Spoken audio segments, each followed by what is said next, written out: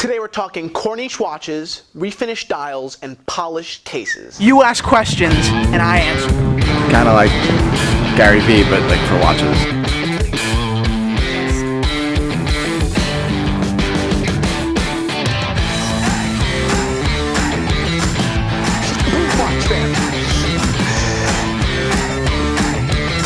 What's up, Watch fam? Welcome to episode 7 of Ask TNH. It's not a big day by any means. Nothing's going on.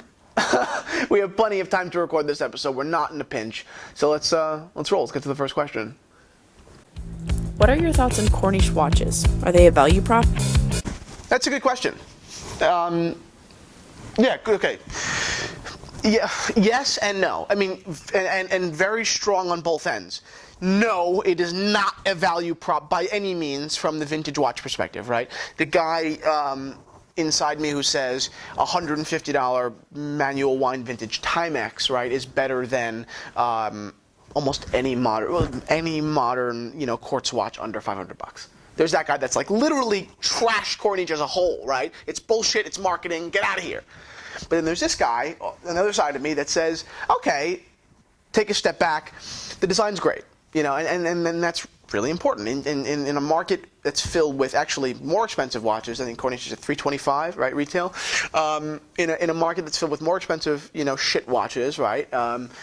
It's actually a pretty good value considering its design, right? And that's important. Okay, so now I'll go back and address both guys. Here, vintage watch, Corniche is awful. It's a Miyota 2025 movement. I mean, that is a $5 quartz movement. Right? There's no sugarcoating that. It's not a bad thing. I mean, whatever floats your boat, right? But don't pretend as if that's worth anything more than $5, and then maybe a watch with it is worth $100, because, it obviously takes more, it takes marketing, whatever. $100 watch, for argument's sake. Furthermore, the case is it's yellow gold plated, right? Or if it's steel, it's not with chrome, whatever it may be. And then the expensive looking crocodile band is a genuine leather band. It's embossed, which means it's going to peel, right? The leather is going to peel off and whatever. It's not made. They're not made with these expensive materials or anything like it.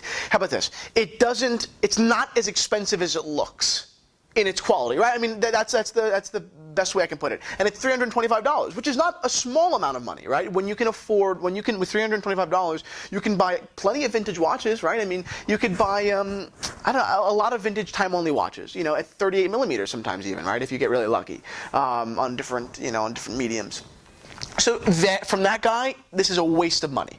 Okay, but then over here, it's like, okay, with that 40 millimeter case, with the really slick bezel, right, with the refined white dial, with nice hour markers, it actually does, like it or not, resemble an expensive looking watch. And no, it's not saying, oh, I'm pretending to be something better, right? But it's saying, okay, you're training the consumer to like refined looks. Right? It has the blued steel hands. It's actually it's quite nice looking. Okay, so it could be justified as the first steps, right, into getting a kick-ass watch, right? And I'm cool with that. So that guy is saying to the annoying vintage guy, stop taking yourself so fucking seriously. The other scenario in which I could totally see someone getting one is I'm a sports guy, right? Let's say you're in a Royal Oak guy, you're a Rolex sport guy, and you need a dress watch for whatever it may be. There's no shame in spending $325 on a really, really good-looking shitty quartz watch, whatever. There's no shame in that. Furthermore, what I think is really important that what they've done as a company, right, is really keep their finger on the pulse. Right? They really have looked at the market and they've looked at the consumer and said, okay, how do we, with great detail, offer a really cool-looking watch, right?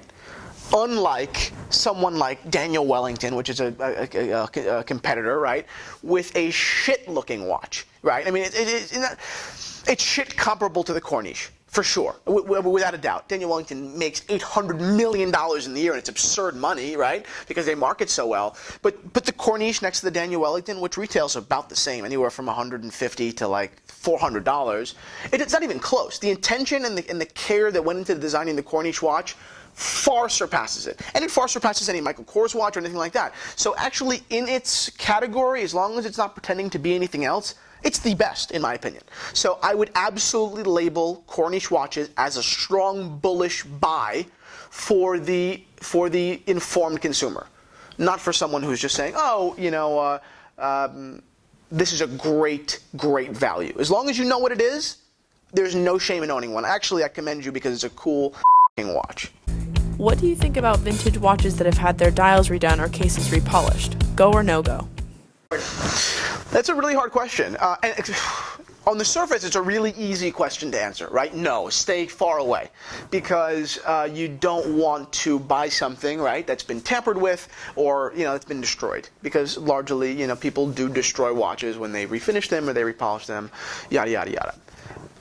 But the answer is a lot more difficult than that. And this is coming from someone who, has dealt a lot in the vintage watch era. My first watch, right, my first Rolex, the Rolex that you guys have seen before, 1601, beautiful watch, great dial. It's polished. It is. There are no two ways about that. And do I wish that it wasn't polished? Yeah, of course I do. And when I bought it, I was not informed, so the dealer did get away with a little bit of robbery there.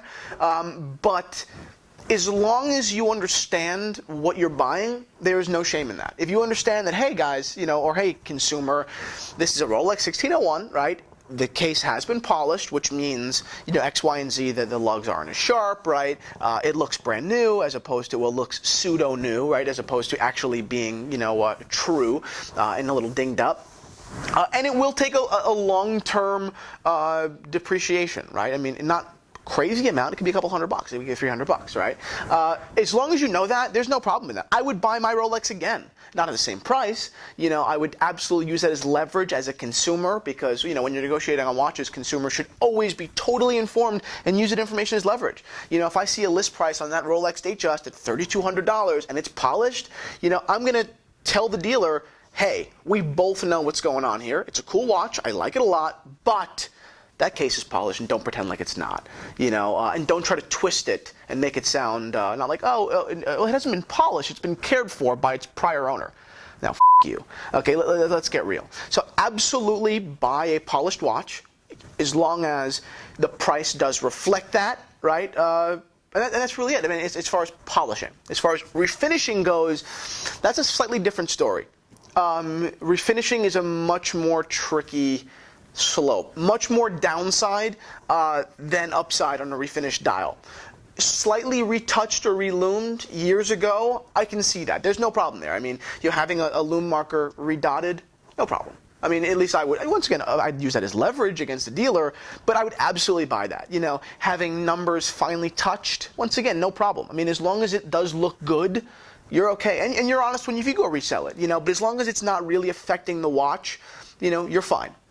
But then there's that whole, other realm of, a washed white dial, totally repainted like the original, which happens all the time in really shady dealers, and that's f***ed up.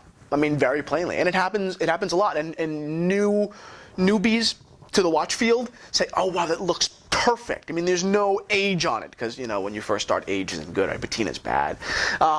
And they buy that kind of stuff, and that sucks. When I've seen it a couple times before, and people have showed me their, whether it's a vintage Rolex or a vintage chronograph, I mean, it's just totally redone, and you can tell, and that's awful. It's a sad thing to kind of tell them, hey, by the way, it's not good looking, it's actually shit.